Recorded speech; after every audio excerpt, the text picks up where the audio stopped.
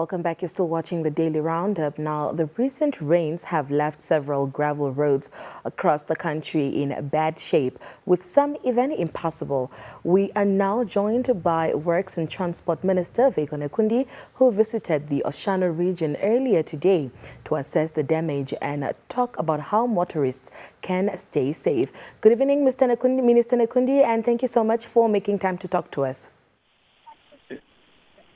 Good afternoon. How are you? I'm doing good. How are you, Minister? No, doing pretty well, and trust you are doing the same, and to your listeners. Definitely. Minister Nekundi, from your observation on the ground today, what is the current condition of the gravel roads in the Oshana region following the recent rains? Well, thank you very much for the inquiry, as we always appreciate our media colleagues for engaging us for the purpose to inform the public out there. Indeed, as much as we appreciate the rain, the rain also comes its own advantages. This time around in the sector that I'm leading, it affects quite a number of roads, and indeed Oshana has been one of those regions that have been negatively affected. Most of that are the gravel roads, and it is somehow heavily affected, and the motorists are affected, the communities are affected, as they're finding it difficult to have easy access to essential government and other services they need on a daily basis. Indeed, there is serious roads that have been affected by the rain that have occurred during the past 1 week or so.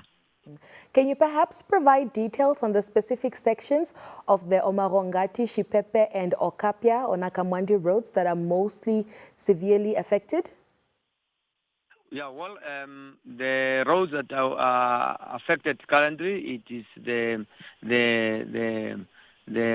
Shipepe Omarongati road. It's in a section plus minus 3 kilometers from the main road to Omarongati. It has been affected. However, that road we managed to restore.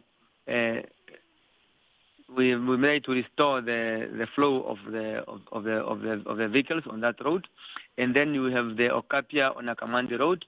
It has 3 sections that have been affected, and the contractor it's currently on site to ensure that we mitigate the situation for the continuations of the utilization of that road by our motorists.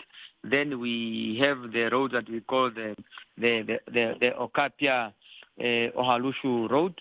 That one is also been affected, and our colleagues from Road Authority are doing the cost estimate and immediately deploy the contractor on site also to repair that. Then we have the Oluno Ushana road that is also affected, and we are also doing the basic assessment. And above all, cognizance that when we talk about the regions, in so far as the Road Authority concerned, Oshana is the entire region that involves the Kunene North, Omsati, Substantive Oshana, Oshikoto, Angwena. All those are part of Oshana in so far as the road regions are concerned. So the inspectors are dispatched as we speak, and they are doing a comprehensive assessment in order for us to deploy mitigative measures in anticipation for heavy rain to come, and also other areas of which the communities possibly have not alerted us of the damage to those roads. So the teams, as we speak, they are on the ground. Yeah. Minister, are there perhaps any alternative routes that motorists can safely use while these roads remain impassable? Yes, we ordinarily inform the public once we observe that there is obstacles to utilize the road due to any other reasons. In this scenario is the flooding or the rain that is causing the inaccessibility of the road. So we normally do inform the public, but as we speak, there is no any other road that is no longer accessible, despite the minimal damage that is caused, and we are busy addressing it.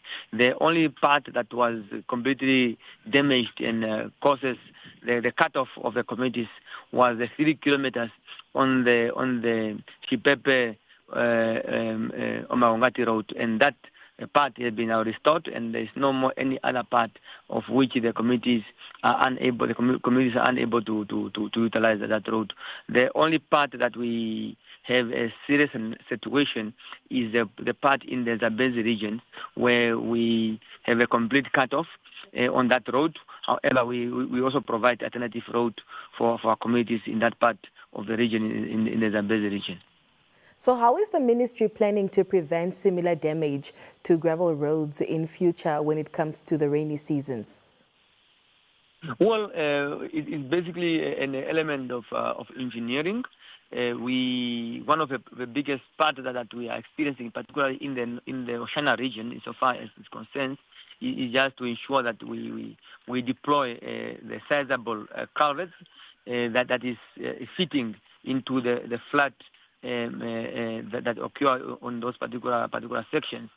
So in some areas, as I have observed, the road from Okapia on the Okapia-Harushu road, some areas the road become no more a road, become a normal sand that is there, and it's no longer raised because of the longer term. This road have been serving the communities, and the continuous regrading of this road caused the road completely to disappear, and it will become now a normal surface. So, and the water is now basically just submerging the entire road, and we have to redo the entire road and upgrade it to the low volume silts. Some areas the culverts have been blocked completely by sand, and the water is unable to pass through. As such, it is piling up, and it's causing the water to go over the road and subsequently damage the road completely.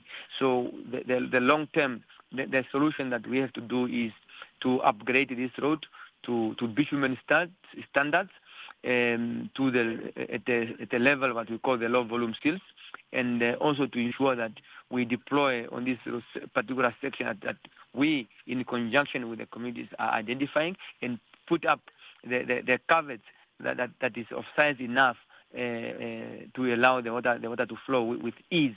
Remember, you will never be able to stop water. You can only divert water, and if you know that, the road will subsequently be destroyed, or either it will cut through, or it will be submerged by the water. So those are the solutions we need to provide by providing the adequate size of culvert.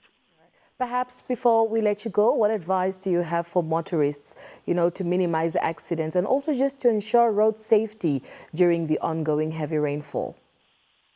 Well, thank you very much. The first issue that we need to do as motorists, the first thing to ensure that our vehicles are roadworthy. Is roadworthy for the purpose of the flooding and rain. Is that the tires must have been roadworthy. That means it must be able to navigate on the slippery road or roads that have water or that have mud on it. So the tire must be proper.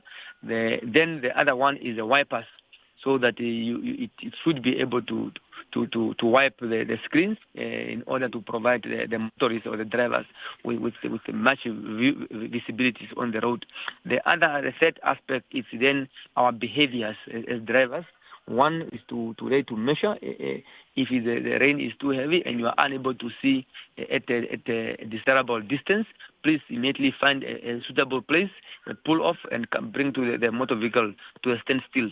And if you are able to see if visibility is still okay, reduce the speed to a point that you will be able to control the vehicles in any undesirable situation where the car might be wanting to swerve around. So one should just take due regard to those issues of the safety of the vehicles and your own control of the vehicle.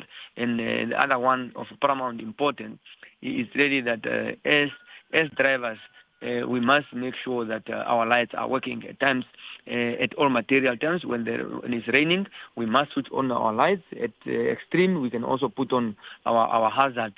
These are measures to ensure that we are safe to ourselves and also safety to other road users. That is really our clarion call to our motorists. Right. Well, Minister, thank you so much for making time to talk to us this evening, and all the best. Thank you very much. Let me wish you a rewarding 2026, yourself, your colleagues, and all your listeners and viewers of NBC. We really appreciate it. It was a very good, productive year as the Minister of Works and Transport, and I believe as the entire government, we really appreciate you colleagues from NBC and all other colleagues from the media fraternity. Let's continue doing that in the 2026 and beyond. We must be a combo in addressing national issues. Thank you so much. It's ours after all.